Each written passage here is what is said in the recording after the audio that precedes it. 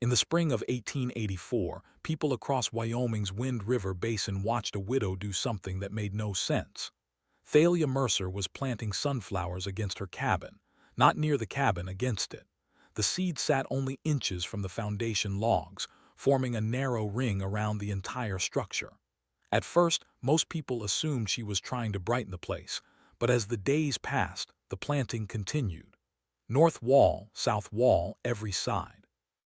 Her 9-year-old daughter, Ruth, followed behind, carrying a small sack of seeds. Nearby, an old brown dog named Copper rested in the shade, watching them work. By the end of the week, the cabin stood inside a growing circle of sunflower seeds.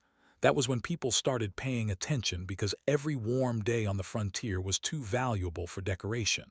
Roofs needed repairs. Firewood needed cutting. Root cellars needed filling. Every hour spent on the wrong task could become a problem.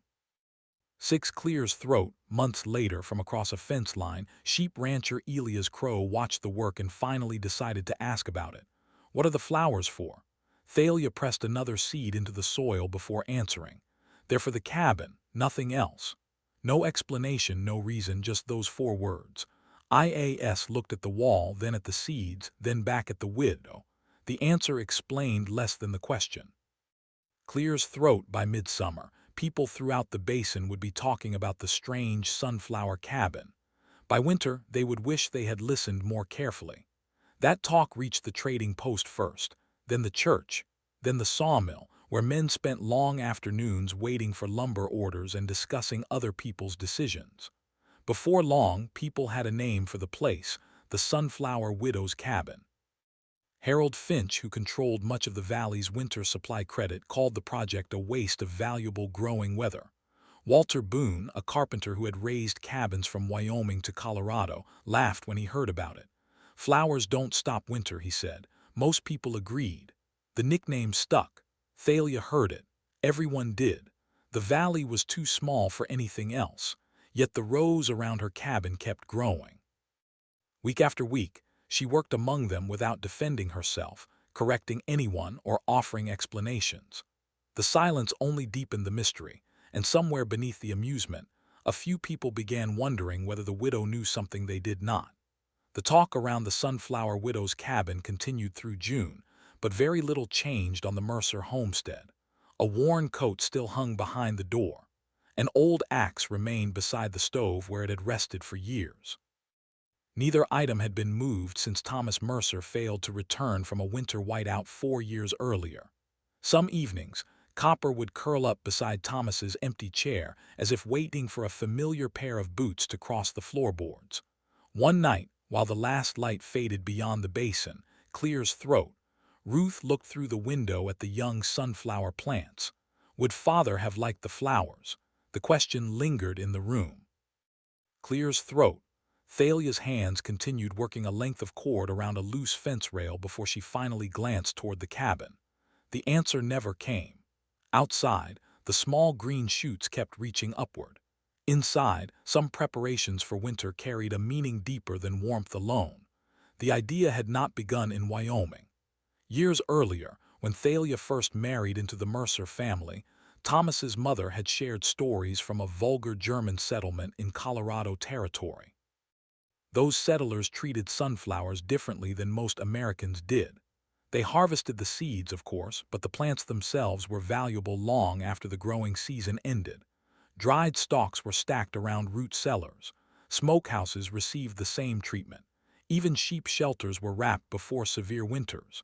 The old woman explained the practice while working with her hands, never presenting it as a lesson. One phrase stayed with Thalia: "The cold hunts walls. Give it something else to find first." At the time, the words sounded like frontier folklore, a saying passed from one generation to another without much thought. Years later, standing beside her own cabin with winter, always waiting somewhere beyond the mountains, she understood what the old woman had really been describing. Not a superstition, a system, one that had already survived more winters than most people in the basin would ever see. By August, the sunflowers had grown tall enough to draw attention from every wagon that passed the Mercer place. Then the wind arrived. It swept down from the western ridges one afternoon with the sudden violence common to the Wyoming territory. Dust rolled across the flats. Loose boards rattled. A section of fencing collapsed near the creek. When the gusts finally eased, nearly a third of the western sunflower row lay flattened against the ground. Broken stalks stretched across the dirt like fallen spears. Walter Boone happened to be riding nearby when he saw the damage. He studied the ruined section for a moment and shook his head. "I told you the news spread almost as quickly as the storm itself. Some people assumed the experiment had reached its natural end. Others expected the remaining plants to follow with the next hard wind." The following morning offered a different sight. Thalia was already outside before sunrise. One by one, she lifted the damaged stalks. Some were straightened, others were replaced.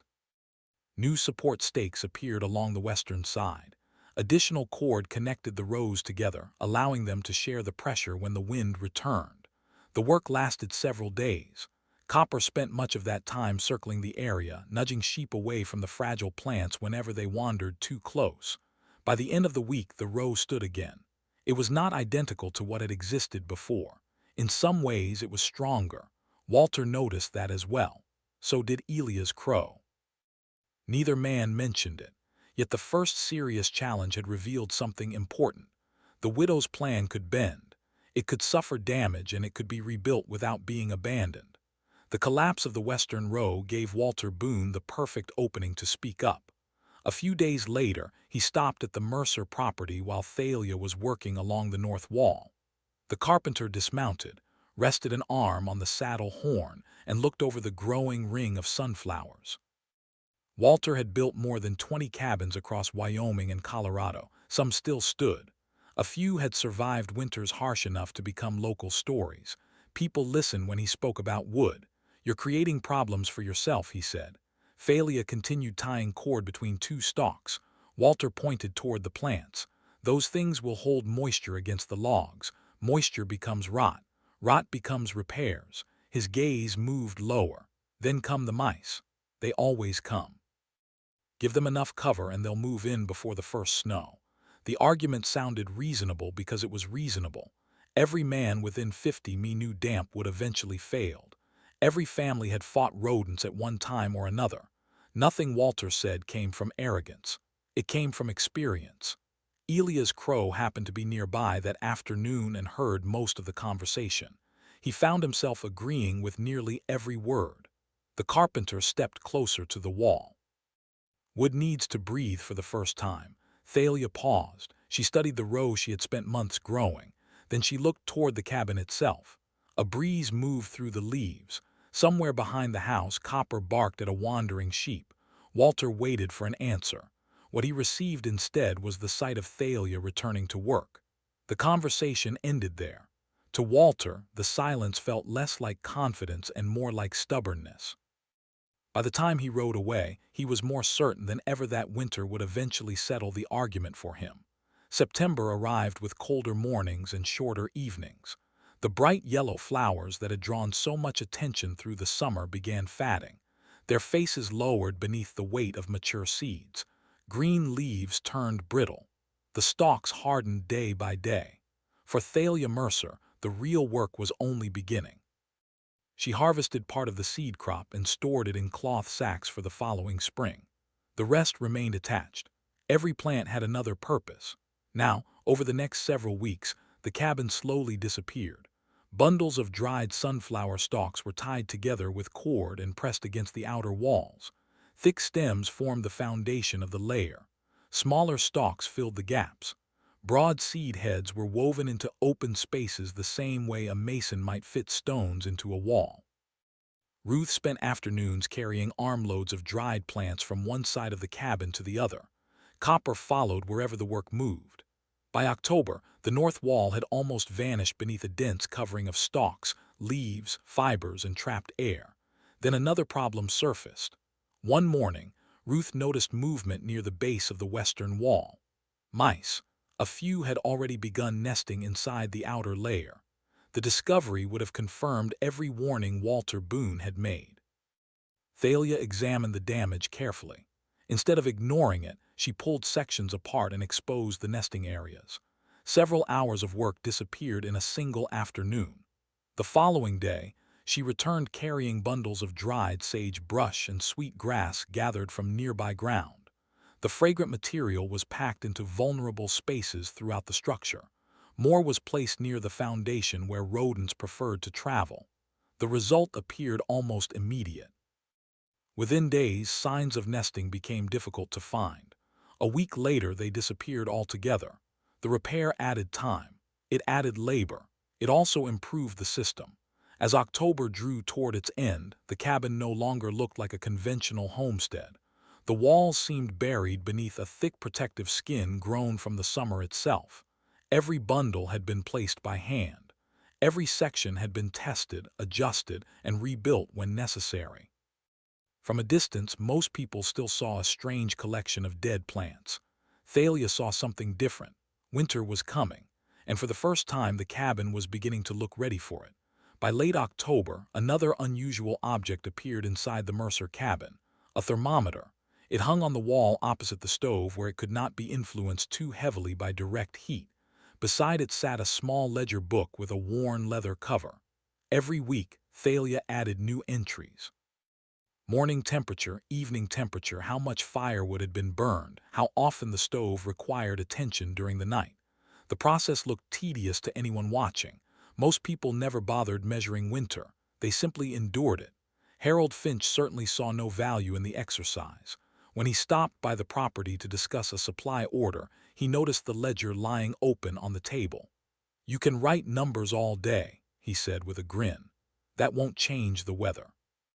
The remark earned a few laughs from others nearby. Thalia recorded another entry anyway. The figures continued accumulating week after week. Outside the cabin, meanwhile, the basin was beginning to issue its own silent warnings. Drawing on a lifetime of reading the weather, old Jeremiah Voss sensed an unusually brutal winter gathering just beyond the mountains. A grim premonition that quietly silenced the laughter at the trading post because deep down everyone knew that winter would soon deliver the final verdict. November arrived with a sharpness that could be felt before it could be measured. The grass had lost its color. Thin sheets of ice lingered in shaded places long after sunrise. Every morning seemed to begin a little colder than the one before. Around the Mercer cabin, the sunflower skin was nearly complete. Only small adjustments remained. Most people would have considered the work finished. Thalia did not. One evening, a hard, clear throat wind rolled down from the northern slopes and swept through the basin for several hours. The cabin held, the bindings held. Nothing appeared damaged. Yet throughout the night, Copper behaved strangely. The old dog paced along the north wall again and again. Several times he stopped near the same section, nose pressed close to the ground. Then he moved on, only to return a few minutes later. By dawn, Thalia decided to investigate. She followed the wall carefully, examining every bundle, every tie, every layer of stalks. At first, she found nothing. Then she saw it, a narrow void hidden behind the outer layer, almost 2 feet long. From a distance, it was invisible. The stalks concealed it perfectly. Most people would never have noticed. The coming winter would. The gap sat between the sunflower skin and the cabin logs, creating a channel where moving air could gather speed instead of losing it. Thalia stared at the section for a moment. Then she began taking it apart. Hours of finished work disappeared. Bundles came down. Bindings were cut loose. Entire sections were rebuilt from the frame outward. Ruth watched from nearby while carrying replacement stalks.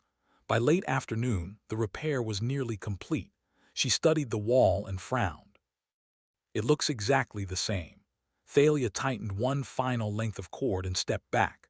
For a moment she seemed to be listening to something beyond the valley. Then she answered, "The wind will know." Ruth looked at the wall again.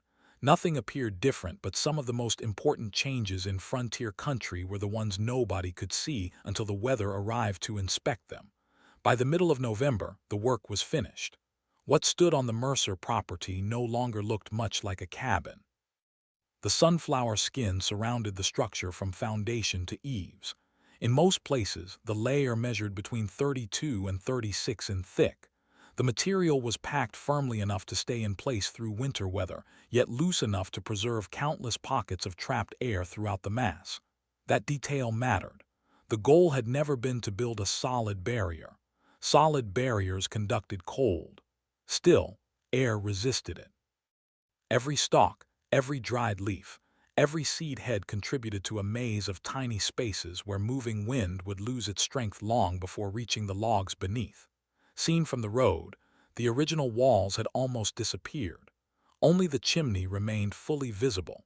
A narrow doorway broke the outline. A few window openings could still be seen behind the woven layers. Everything else seemed buried beneath a strange shell grown directly from the summer soil. Walter Boone rode past one afternoon and slowed his horse. The carpenter studied the structure for several seconds before shaking his head. He had spent years building cabins. Nothing about this looked sensible to him. Later that week, Harold Finch got his first proper look at the finished project. He laughed loud enough for several people nearby to hear. She just turned her cabin into the biggest hay stack in Wyoming. The remark drew plenty of amusement. A few men laughed. Others smiled and kept walking. The nickname spread almost immediately. Meanwhile, Dahlia stood beside the north wall tightening another cord. The sound of the laughter carried across the cold air. She heard it, so did Ruth. Neither reacted. The final bindings were secured one at a time. When the work ended, the cabin possessed something most people could not recognize. They saw dead plants. They saw wasted effort. What stood before them was something else entirely, a second wall. And winter was only weeks away from deciding whether that wall mattered. The final days of November carried a feeling that many people in the basin recognized, but few could explain. Winter was no longer approaching. It was gathering. Jeremiah Voss spent more time looking north than speaking. The old weather reader had watched decades pass across Wyoming skis, and the signs arriving that year refused to leave him alone. Ice sealed the edges of the lake earlier than anyone expected. Snow appeared on the higher peaks and stayed there. Usually, a few warm days would clear the ridges before December. This time, the white patches remained. Even the elk seemed uneasy. Several herds moved into lower country weeks ahead of their normal migration. Then the last geese departed. After that, the sky felt empty. Around the Mercer homestead, another change had occurred. Copper no longer slept beneath the porch roof. Each evening, the dog scratched at the door and settled inside near the entrance. Sometimes he lifted his head toward the north wall as though listening for something still far away. One cold afternoon, Jeremiah rode over to the cabin. He dismounted slowly and walked around the structure without saying much. His eyes followed the sunflower skin from one corner to the next. The old man studied the bindings, the thickness, the way the material sat away from the logs. For the first time since the project began, someone with real frontier authority looked at the strange wall without amusement, without skepticism, without a joke. Jeremiah finally stopped near the doorway. "Who taught you that?" Thalia glanced toward the weathered stalks. "My husband's mother." The old man nodded once. Nothing more. No lecture followed. No approval either. He simply stood there for another moment before looking toward the northern horizon. The mountains had disappeared behind a curtain of distant gray. Jeremiah climbed back into the saddle. As he rode away, he did not look back. But the question itself carried weight because a man who understood storms had just examined the sunflower wall carefully, and he had not laughed. December 9th, 1884 began quietly. By noon, that quiet was gone. The temperature fell 29 degrees in only a few hours. Cold air poured into the Wind River Basin from the north, forcing everything before it into retreat. Ranch hands hurried livestock toward shelter. Wagons disappeared from the roads. Doors were barred. Windows were checked one final time. Then the wind arrived hard, fast, relentless. Within an hour, it was blowing at nearly 58 mph. Stronger gusts pushed well beyond 70. Snow did not drift downward from the sky. It raced sideways. White sheets swept across the open country with such force that distance vanished. Fence lines disappeared first, then barns, then entire homesteads. By late afternoon, the basin seemed to have been erased. Visibility dropped to only a few yards in places. A person standing outside could barely see the end of an outstretched arm. The storm continued building. One livestock shed lost its door. Another roof peeled away. Several ranchers later reported hearing timber crack beneath the pressure of the wind. The sound rolling across the valley resembled a freight train charging through the darkness. It never stopped. It never weakened. Hour after hour, the roar pressed against every structure in its path. Inside homes throughout the basin, conversations became shorter. People listened, waited, fed their stoves, checked their walls, looked toward windows now buried beneath driven snow. Nothing about the storm felt ordinary. Jeremiah Voss had warned that winter was coming hard. Even he had not predicted this. Far beyond questions, opinions, and arguments, the final examination had begun. The sunflower wall, the carpenter's warnings, the laughter at the trading post, the ledger on Thalia's table. Every one of those things now stood before the same judge. Nature had arrived, and nature never negotiated its verdicts. Across the Wind River Basin, people spent the first night of the blizzard, learning the difference between surviving winter and resisting it. At the Crow homestead, the lesson arrived quickly. The wind found weaknesses that had gone unnoticed for years. It pushed through a crack beneath the front door. It slipped into aging chinking that had shrunk during summer heat. It discovered a narrow opening near one corner of a window frame. Each gap seemed insignificant alone. Together they became a steady invasion. As darkness settled outside, frost began forming along sections of the interior wall. Thin white lines appeared first. By midnight, patches of ice had spread across the logs nearest the north side of the cabin. The stove burned continuously. Still, the thermometer refused to cooperate. 41 degrees. That was as high as it would climb. Elias fed more wood into the firebox. His wife gathered blankets. Their youngest son slept beneath 3 layers and still curled tightly against the cold. Every few hours, Elias checked the wood pile stacked inside the cabin. The reserve was shrinking faster than he liked. The storm outside showed no sign of ending. 300 wide away, another cabin faced the same wind, the same snow, the same night. Yet the experience inside could not have been more different. The roar of the blizzard still surrounded the Mercer homestead, but the sound arrived softened, stripped of its sharp edges. It seemed distant somehow, as though the storm were happening beyond a thick barrier instead of directly against the walls. Copper slept beside the stove with one ear folded over his face. Ruth sat at the table, reading by lamplight. Every so often, she turned a page. Nothing about her movements suggested a child trapped inside a structure under siege. The thermometer hanging on the wall told its own story. 61 degrees. Thalia checked it twice during the evening. The number barely changed. The stove operated at its normal pace. No extra wood was needed. No frantic adjustments became necessary. While the wind hurled itself across the basin, Clear's throat, she opened her ledger and recorded another entry. Temperature, wood consumption, time, Clear's throat, simple figures, simple facts. Even as the blizzard howled relentlessly outside, here in this warm room, 2 thermometers were delivering 2 very different verdicts.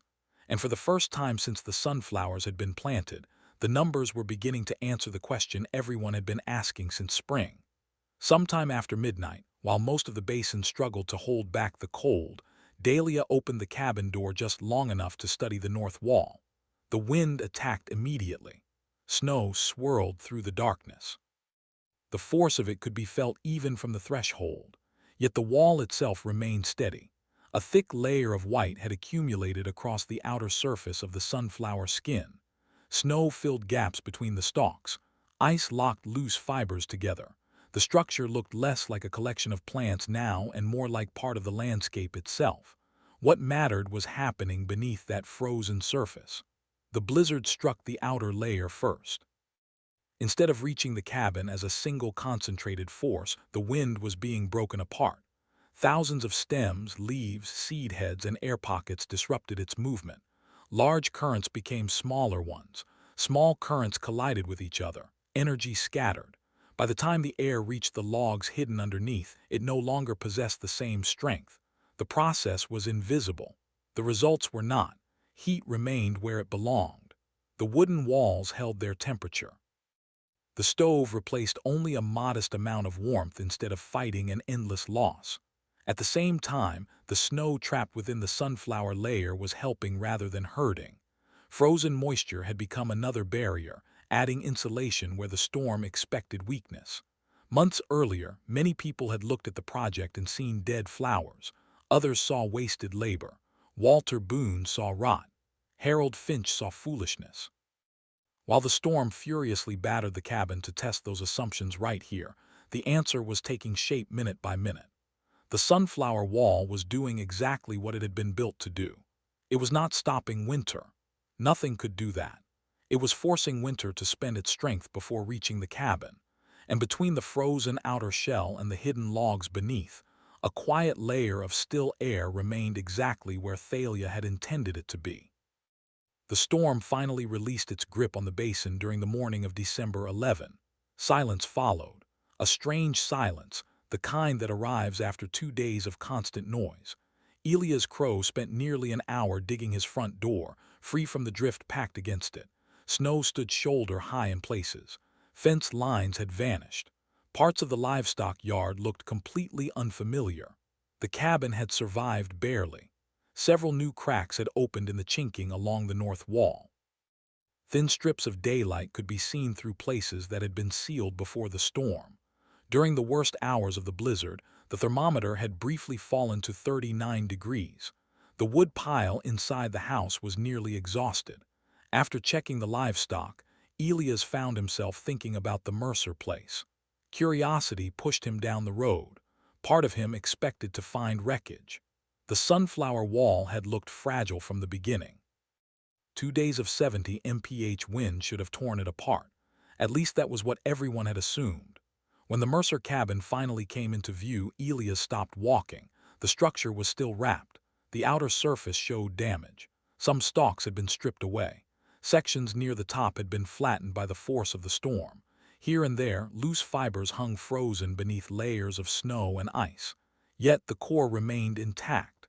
The dense inner layer still hugged the walls. What had been lost appeared to have served a purpose. The damaged outer shell had taken the punishment. Everything behind it remained protected. The cabin itself looked less like a building than a snow-covered mound rising from the valley floor.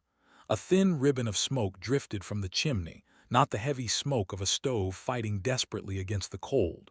Just enough. Elias stood there for several moments, watching it rise into the pale winter sky.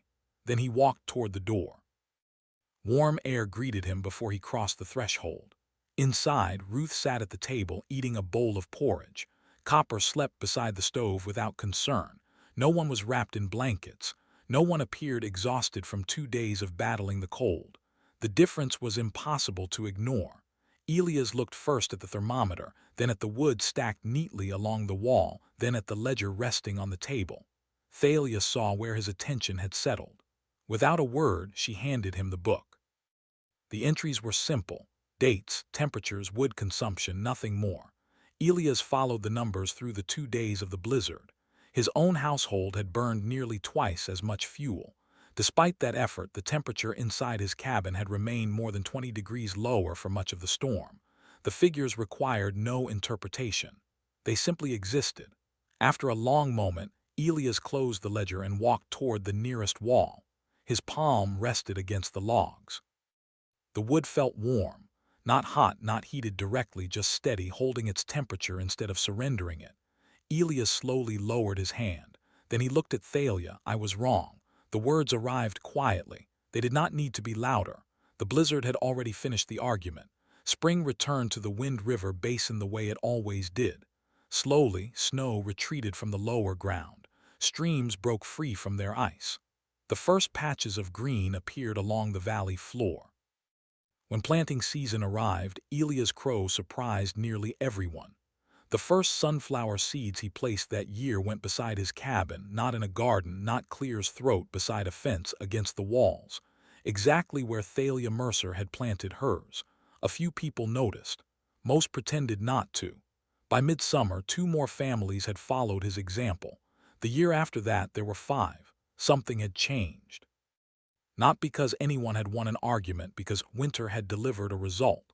Walter Boone never admitted that his concerns had been unreasonable. In truth, many of them had not been. Instead, the carpenter approached the problem the way good craftsmen approach most things. He studied it. He examined the bindings, measured spacing, tested different ways of securing the stalks. Eventually, he developed methods of his own. Harold Finch stopped making jokes. The subject gradually disappeared from conversations at the trading post, which was often what happened when an idea stopped being controversial and started becoming useful. Over time, a new phrase entered the local vocabulary. People no longer referred to Thalia's home as the Sunflower Widow's Cabin. Clear's throat, the structure, had earned a different name, the Flower Wall. Years passed. Ruth Mercer grew into adulthood. Copper's muzzle turned gray. His steps became slower. Some afternoons he slept for hours beneath the same window he had guarded through the great blizzard. Inside the cabin, Thomas Mercer's old coat still hung behind the door. The axe remained beside the stove.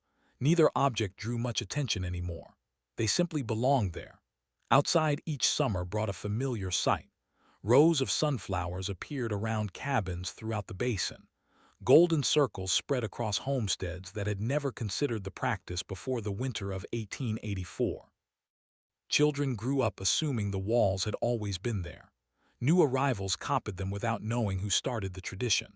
The idea had outlived the argument. Perhaps that was the fate of most useful knowledge. People rarely remembered the laughter. They rarely remembered the doubts. What survived were the things that worked. A layer of stalks, a pocket of still air, a lesson carried from one generation to another. And somewhere beyond every horizon, another winter was always waiting.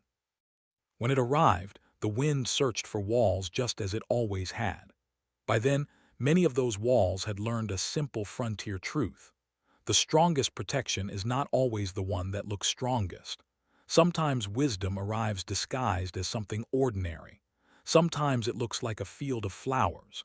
And sometimes the only witness whose opinion truly matters is the season that eventually comes to test.